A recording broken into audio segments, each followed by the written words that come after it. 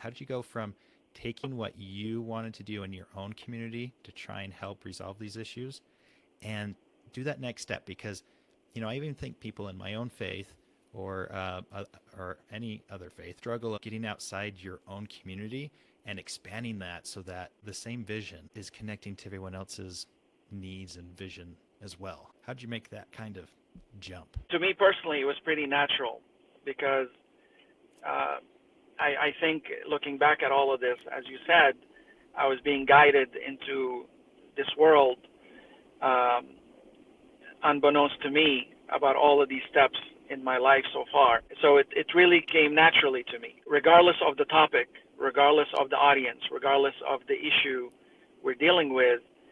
The formula is the same. So I follow this principle that I believe are the bedrocks of any free society and well-informed society and safe and balanced society. And it's basically three pillars.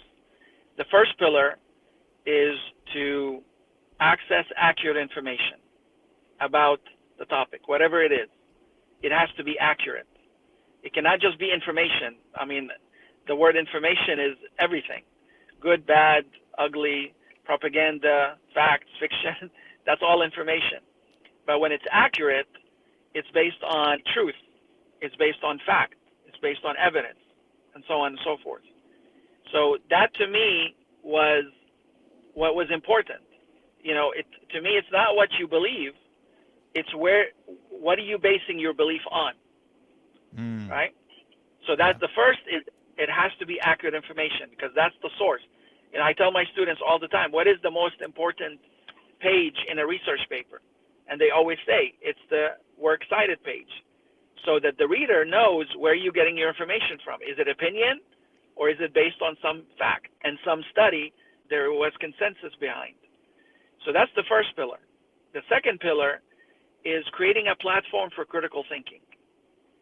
That's what dialogues are all about. I want to hear other perspectives, not just my own, but other perspectives, even though I disagree with them. But at least now you hear the other side. So that to me became crucial in a world that is taken over by the media.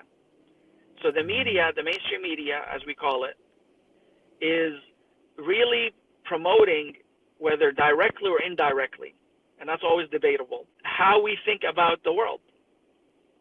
And it's subtle, it's sublime. It's not something we feel. But to me, what I realized is that's where hate comes from. That's where suspicion comes from. It's not because you met that person and understood who he or she was. It's what you assume about that person. There's a great quote by Stephen Hawking who said, the greatest enemy of knowledge is not ignorance. It is the illusion of knowledge. Is what you assume to be true that is not, that is worse to you than if you didn't know anything about that subject in the first place. And that's where the adage is, ignorance is bliss sometimes. Because you have a clean slate to start from. But not all these issues of hearsay and gossip and media that we take into our brains, and then we make a judgment on a person or a subject. So critical thinking is creating that platform for that free expression to take place, as long as it's respectful, of course. So that's the second pillar. And the last pillar is basically action. What do you do with this information? What do you do with this thinking and this dialogue? You act on it by serving other people. So to me, that is the formula I've used and we've used to make sure that we don't just gather information, we don't just think about it, but we act on it. They say that knowledge is power. I disagree with that. I think that's half true.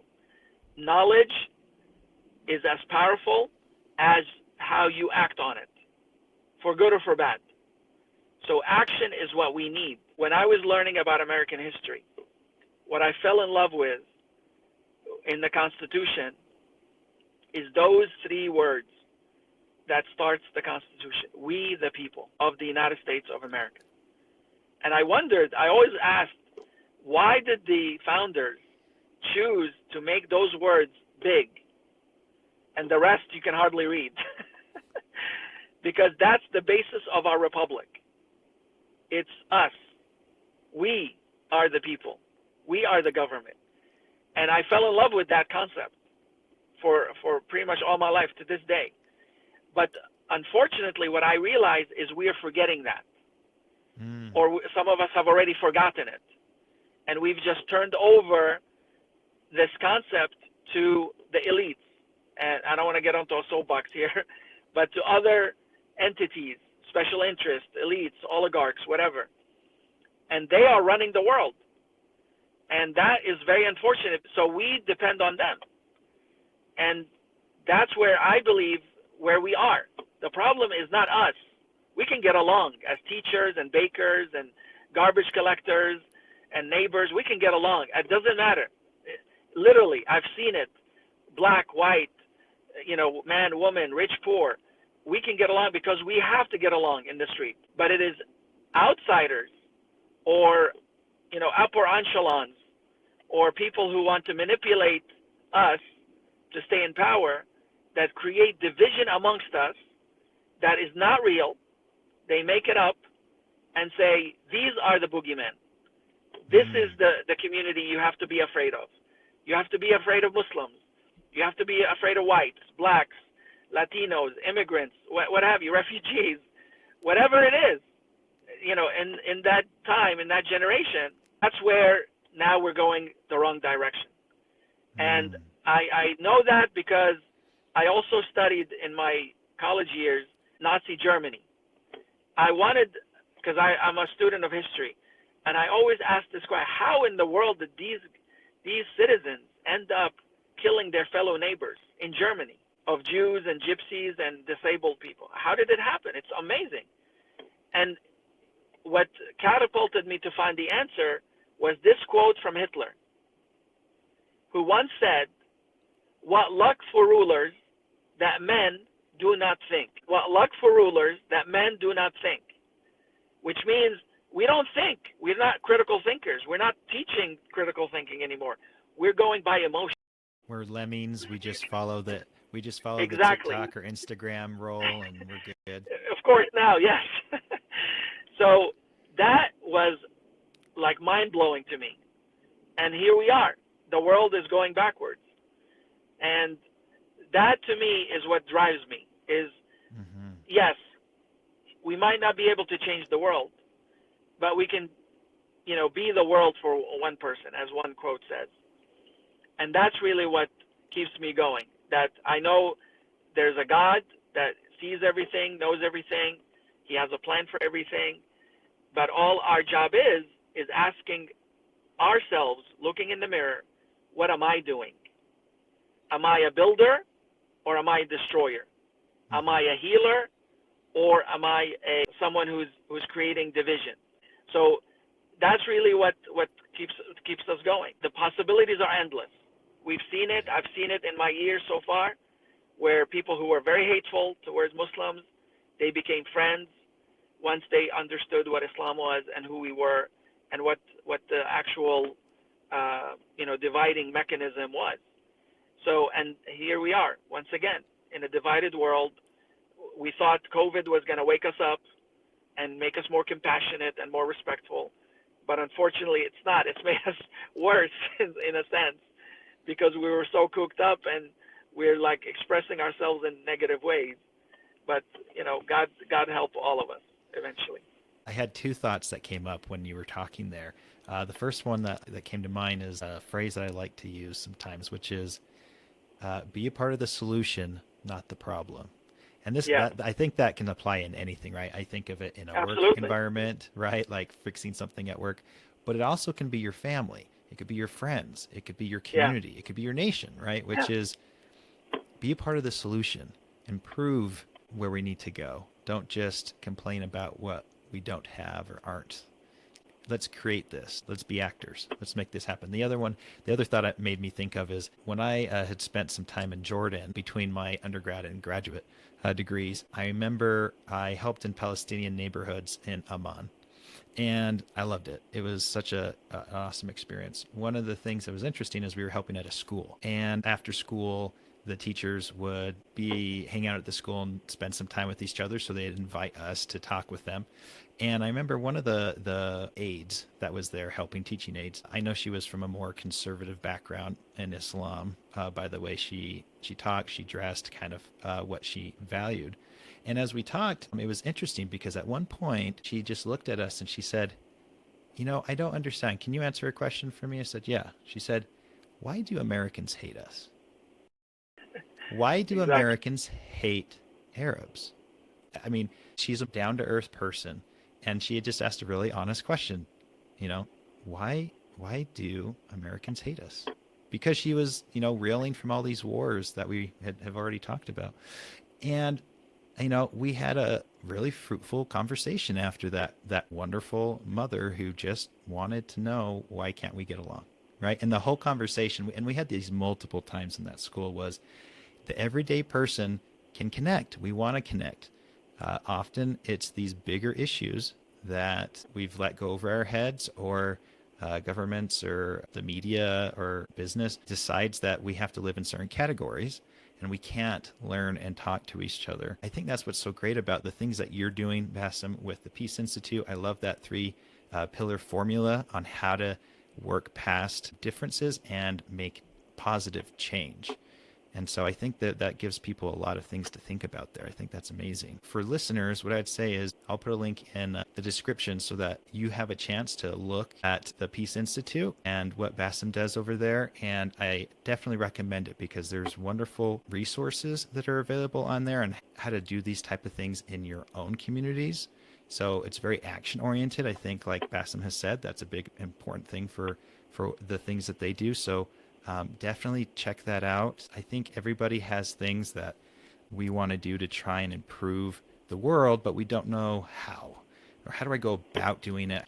I really appreciate all the time Bassem spent with us today. Perhaps there's another time we can even talk about some more things on here, Bassem. There's just more discussion points we could talk about. But one of the Sure. things I wanted to bring up was the idea of what peace really is. And as I was contemplating this, it made me think about, peace by its very definition requires you to take yourself and reconcile to something beyond your own self-interest. Maybe it's your neighbor. Maybe it's who you work with. Maybe it's that person online you really want to, say that really mean thing to, but you need to recognize, I need to reconcile myself with this other person. So I have to act in a particular way. So one of the things I guess I can ask you before we go is, what is peace, and how do people realistically make peace? I would say it is uncomfortable engagement. There was a story I never forgot, hearing about it on the radio years ago. And this was during like the anniversary of the Vietnam War. And it was a story of I think he was in his 60s or 70s. And this was an American soldier who went back to the village he visited when he was a soldier during Vietnam as a veteran. But obviously he visited in peace times. And he met a soldier of the Vietnam side that the United States was fighting, who he met in the battlefield. And they encountered each other in obviously hostile time. And I don't remember the whole story of what happened during their engagement, but what literally brought me to tears hearing this story on the radio is they met each other and they embraced each other and they started crying with each other in their 60s and 70s. And the American soldier, he was testifying to this experience. And the reporter asked him, "Why are you so emotional after all these years, all these decades?" And he said, "Because I almost killed him. And here I am looking at him as my friend, as my Mm. neighbor." That story resonated with me for the rest of my life. Like, even after all these years, forgiveness can happen. Peace can happen between enemies, so-called enemies. And that's why I said earlier that whoever they might be out there, who are trying to create division amongst us. It's not real. It's like an illusion, like fear. It's a mental illusion. So when I say peace is uncomfortable engagement, is doing what this former U.S. soldier did and what that Vietnam soldier did, is visit each other, engage each other in peace times, and saying, I'm sorry to each other. They were put in that situation. They did not want to kill each other because that's the human spirit. We don't want to hurt each other. We don't want to take each other's lives.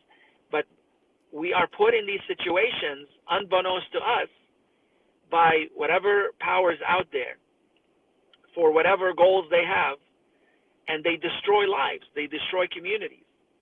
So to me, the solution is not only uncomfortable engagement, but also being a good neighbor. And that's why maybe another time we'll talk about it. We have what's called, and the viewers can learn more about it on our website, called the Golden Rule Initiative. All religions agree on one rule amongst all the other disagreements theologically and ideologically. We all agree on one rule, the Golden Rule: doing unto others as you would want them to do unto you. That is called empathy. Similar to what you talked about, how we perceive each other. Perception is reality, but it's based on misinformation many times. So the question of that sister who asked you in Jordan, why do Americans hate us? I don't believe Americans hate anybody. Americans are beautiful people. I'm part of them. I'm one of them. But they are misinformed many times.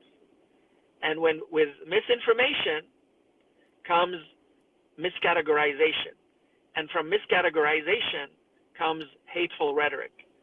And God forbid, from hateful rhetoric comes violence. And that's where we are today.